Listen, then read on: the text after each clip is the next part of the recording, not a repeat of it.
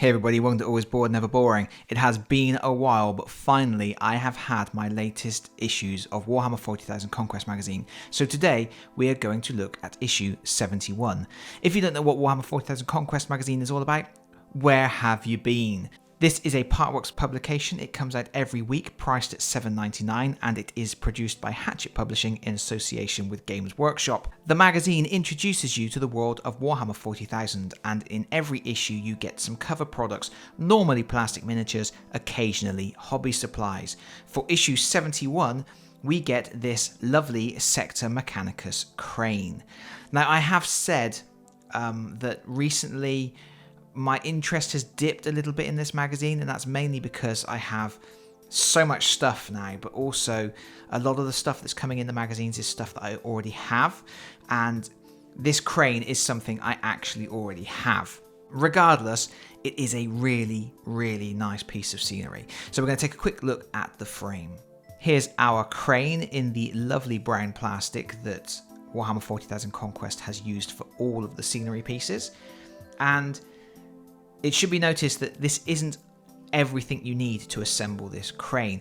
In a previous issue, we had some other Sector Mechanicus equipment, and several of the parts from that previous frame are necessary to complete this build. So if you're picking up single issues in the shop, do not buy this issue expecting to be able to build the crane. You are missing some vital components. You need to have also bought the other magazine that has these smaller vehicles in it as well. That is because this is actually half of a boxed set. If you were to go into a Warhammer store and buy the Sector Mechanicus Servo Haulers pack, you would get this frame and the frame from the previous issue, and it would retail for £30.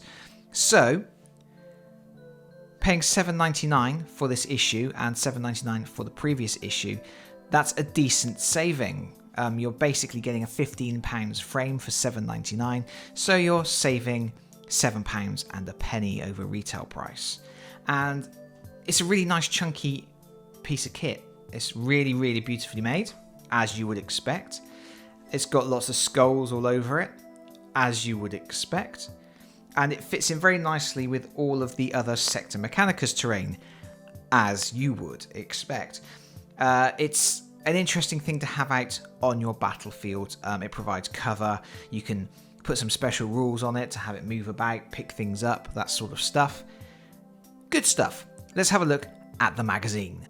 So here we have our magazine, and we can see that we're getting our Sector Mechanicus crane. We're going to discover the Drukhari, which I don't know a huge amount about. And we're going to learn how to create our own detachments. In a previous issue, they introduced the concept of detachments for the first time. They have gradually been introducing the army building rules. We've got all of the actual gameplay rules out of the way, really, at this point, so we can play games. But most of the scenarios, until recently, have had predetermined forces to use. But then they introduced the concept of army building, and now they're introducing the concept of battle-forged armies using detachments. So we're going to learn exactly how we can make our own detachments. As always with the magazine, we start with our fluff section, and we've got a section here on gunships, and we've got our little Top Trumps style fact sheet. And then we are into the Drukhari section. So these guys are pleasant. A little bit on the raiders, all the different cabals and cults. And then we are into a showcase of miniatures. And this shows how little I knew about Drukhari. I didn't realise that they had produced an Urgle miniature prior to Blackstone Fortress. I thought Blackstone Fortress was the first time that they had actually created a miniature for that particular creature type. And then not a lot of fluff, very little fluff, just a couple of pictures. And then we are straight into our build section for our Sector Mechanicus crane. We have our regular clippers and glue safety. We are 71 issues in, and they're still reminding us. I think that is some kind of legal obligation that as soon as you're talking about building stuff, you have to have that stuff in there. I guess work on the basis that sometimes people might just pick up a single issue. And also, because you just got to keep reminding people not to cut their own fingers off. It's a relatively easy kit to put together. And that we've got a little section here saying previous components. These are the bits that you needed from the other frame. So like I say, do not buy just this magazine if you are hoping to build just the crane. You won't be able to. And then we're into our painting section, and looks like they're going to paint it red. They did the same colour scheme with the smaller servo hauler vehicles in the previous issue. Good painting guides as always. We've got a little breakdown of the paints that we're going to need. And they're doing the whole thing in Mephiston red to begin with. And it's just the classic metal bits, get lead belcher and then Nuln oil. Picking out details. As always, good, clear, concise painting instructions. We're 71 issues in. We know exactly what we're getting with these painting guides, and I have been consistently impressed with them. I think they do a really good job of showing you exactly what you need to be doing. And then we've got the finished crane. They've done a little bit of dry brushing to weather it up, but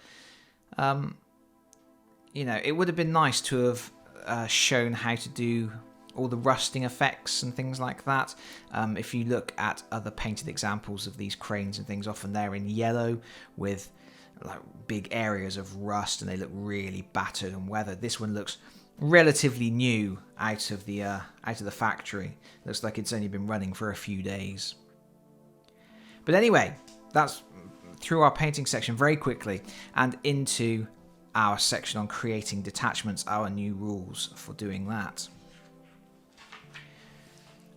And they've given us a little army roster so that you can photocopy that and use that to design your armies.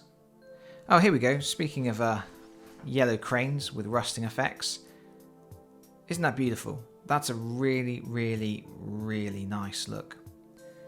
It's a shame they didn't show how to do... Oh! That is designed to do that. These magazines pull apart and go into ring binders.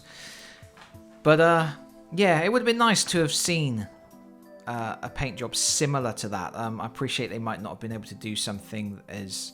I mean, that's a very high quality finish that you might not have been able to do in the magazine, but it would have been nice to have had something that more akin to that than what they did. But anyway, we've got our rules on how to use the crane for cover. Examples of the crane being used as cover. And then we are into our mission. And that's it. That's the back of the magazine. So, our mission is the high ground. It says the Death Guard are swarming towards Omnus in ever greater numbers. The Ultramarines under Lieutenant Calcius have sallied forth to meet them on the outskirts of the city. The key to this battle will be 3 areas of high ground that provide a commanding view of the battlefield. There's an objective in the middle, and it says place 2 battle mats on either side of this central battle mat. Both players place an additional objective marker. It's a seize the objective mission. There have been quite a lot of seize the objective missions. I think this is quite a generic mission, and that's because what they're really focusing on here is making a battle-forged army. It's almost like learn how to make a battle-forged army, and then you might as well just have this relatively simple fight to deal with that afterwards, just so you've got something to do with the army after you've made it. But the mission itself is not particularly exciting. It doesn't have anything great going on with the victory conditions by the look of it. We've got gain 1 victory point for each objective marker, control at the end of the game. First player to eliminate an enemy unit gets a victory point. Eliminating the enemy warlord gets you a victory point, and the game lasts for 5 battle rounds. So very, very straightforward. And that's it. That's everything in the magazine. Let's take a quick look at what's coming up next. So next up, in issue 72, we have Chaos Spawn. This is exciting. I don't have any Chaos Spawn miniatures, so this is the first time in a little while that I've got something that's sort of completely new to me. And that's a really good value issue because that's a very expensive kit. You actually do get to build 2. And I think it retails for about £25, but obviously we'll confirm that in the next video. And then in issue 73, we are getting technical paints. This is interesting. Only 2, but these are our first technical paints, unless you consider Astro Granite Texture Paint to be a technical paint. But yeah, they've introduced some technical paints, and that's going to be a low value issue. That's not it's $7.99 for the issue, and the 2 pots of paint don't add up to $7.99. And also, I'll talk about this another time, I guess, but they're including Nihilak Oxide, which is a way of providing weathering effects on metal, and I do not like the look that you get with that at all. I just really dislike it. I don't know why. It's just something that every time I've seen painting guides where they've used it, I have not liked the result. But anyway, we'll talk about that when we get round to it. But that is it. What I'm going to do is, while I'm doing all of these videos, I'm going to put up a little running total here. That is the cost of subscribing to the magazine versus the cost of purchasing all the products from the magazine at full retail price. So we're not taking into account any online discounts, but also we are not taking into account the cost of the magazine itself, the value that is in the magazine, and all of the content that the magazine provides. Also not taking into account things like free gifts for subscribing. And hopefully some people will find that interesting. But that is it from me for now. Thank you so much for watching. If you have enjoyed this video, please consider pressing the like button. If you have really enjoyed the video, please consider subscribing if you don't already do so. And hopefully I will see you all again very soon. Bye bye everyone. Bye bye.